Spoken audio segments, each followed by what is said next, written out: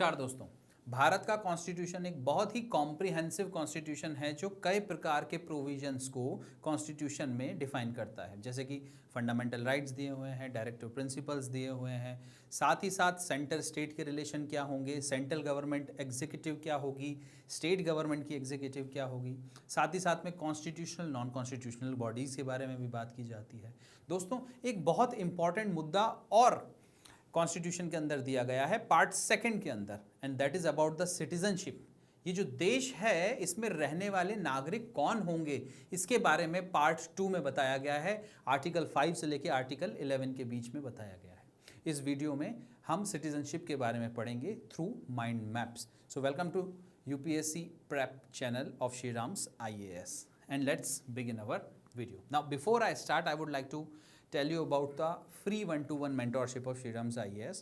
If you are preparing for UPSC and if you have any doubt, you can come and meet our expert mentor. The only thing which you have to do is to go to the description of this video, click the link, fill the form, and we are going to approach you. Now moving forward, we are going to study about citizenship.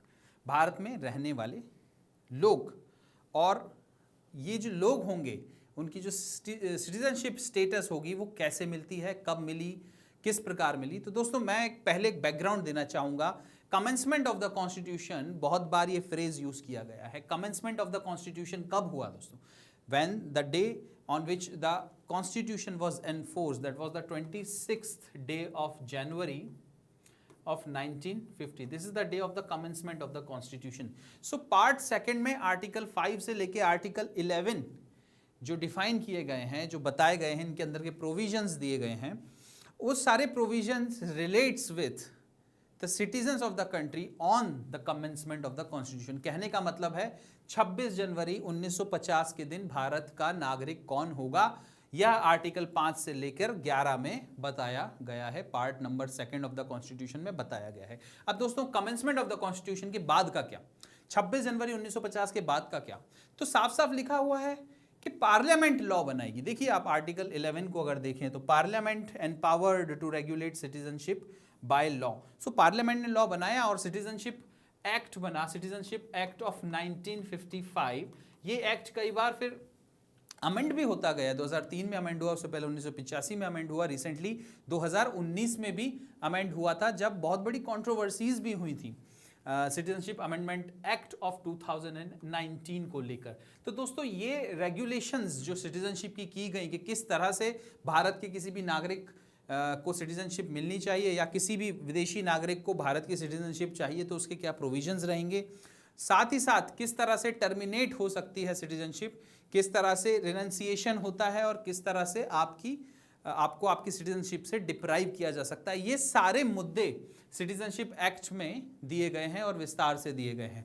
But दोस्तों, जब बात आती है commencement of the constitution, on this very day who would be the citizen of the country, that is defined in part 2 of the constitution from article 5 to article 11।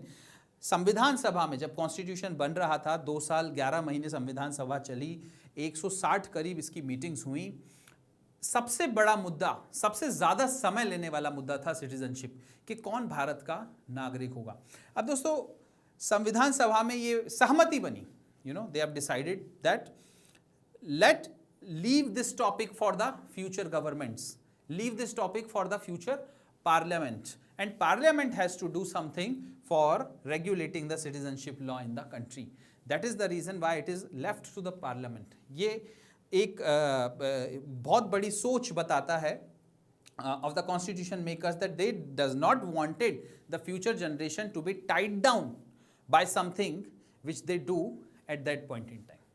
सो दोस्तों, एक एक करके provisions को देखते हैं। आर्टिकल 5 क्या कहता है, अब ध्यान से देखिए। Citizenship at the commencement of the constitution के बारे में बोलता है कि भारत में अगर आपका डोमिसाइल है तो आप भारत के नागरिक हैं। डोमिसाइल का मतलब क्या होता है दोस्तों? या तो यहां पर आपका बर्थ हुआ है, यहां either of your parents are born in India or you have been living in India 5 years before the date of the commencement of the constitution. कहने का मतलब है 1950 26 जनवरी के 5 साल पहले तक अगर आप भारत में रह रहे हैं तो भारत आपका डोमिसाइल हो गया। अगर यहाँ आपका बर्थ हुआ है तो भारत आपका डोमिसाइल हो गया। अगर यहाँ पर आपके माता या पिता किसी भी या तो दोनों का या दोनों में से किसी एक का भी बर्थ हुआ है तो भी आप भारत के डोमिसाइल हो गए और आपको सिटीजनशिप ऑटोमेटिकली मिल जाएगी। अब दूसरा देखते हैं दोस्तों, यहां पर आइए, rights of citizenship for migrant from Pakistan. अब देखिए दोस्तों, बंटवारा भी उसी समय हुआ था और बहुत से ऐसे लोग हैं जो भारत से पाकिस्तान चले गए थे और पाकिस्तान से भारत आए थे। जो लोग पाकिस्तान से भारत आए थे वो भारत को अपना घर बनाने के लिए यहाँ पर आए थे। They wanted India to be their country, they wanted to take the citizenship of India and they want to live here. अब वो फोर्सफुली वहां से भेजे गए हों या अपने मन से आए हों, but they had to be given citizenship, तो उनके लिए भी कुछ क्लॉजेस थे। अब आप देखिए, rights of citizenship for migrants from Pakistan, एक डेट है, बहुत इंपॉर्टेंट डेट है, you must remember, 19th of July 1948।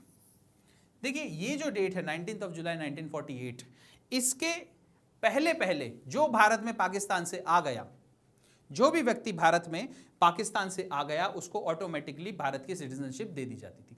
But इस डेट पे या इस डेट के बाद कोई भी व्यक्ति अगर पाकिस्तान से भारत आया तो उसको Indian officer, Indian law officer who would be representing India in Pakistan, so these people who were coming or migrating to India on 19th of July 1948 or after 19th of July 1948 had to take permission from the law officer। ठीक है दोस्तों, और दूसरी important बात, intention is very important. अगर आप भारत में जा रहे हैं तो किस इंटेंशन से जा रहे हैं? क्या आप भारत के नागरिक बनने जा रहे हैं? और अगर आप भारत के नागरिक बनने जा रहे हैं तो आपको वो परमिशन जरूर मिलेगी और उस तरह से आप भारत के नागरिक बन सकते हैं। अब दोस्तों, ये उन लोगों की बात थी जो भारत से पाकिस्तान से भारत आ रहे थे। अब आर्टिकल नंबर 7 देखिए, rights of citizens for the certain migrants to Pakistan. कहने का मतलब है 1 मार्च 1947, इस डेट के बाद जो भी पाकिस्तान चला गया भारत से, उनकी भारत की सिटीजनशिप कैंसिल कर दी जाएगी। इस डेट के बाद जो भी भारत से पाकिस्तान गया उसकी सिटीजनशिप कैंसिल कर दी जाएगी। अब आप सोचिए, कोई व्यक्ति अगर इस डेट के बाद पाकिस्तान गया और वो वापस आना चाहता है तो फिर क्या होगा? वापस आने के लिए again the person has to take permission and the person has to take permission from a representative of India, a law officer of India sitting in Pakistan, and after that permission the person can come to India। अब आप देखिए, इन दोनों में कुछ ना कुछ similarity है article 6 और आर्टिकल 7 में।